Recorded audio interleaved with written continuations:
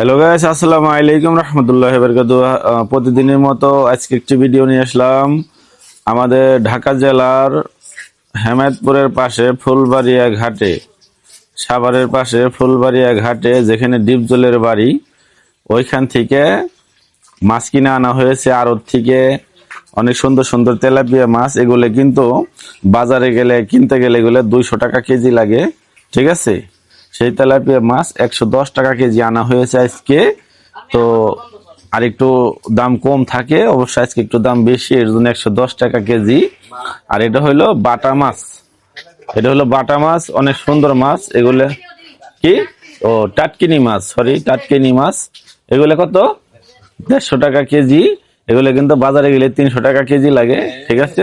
তাই আরো বেশি, 600 টাকা কেজি বলে লাগে এগুলো, ঠিক আছে।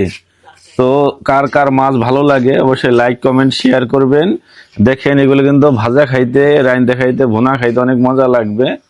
সবাই ভালো থাকবেন, সুস্থ থাকবেন, সুন্দর জীবন কামনা রইল। আল্লাহ হাফেজ।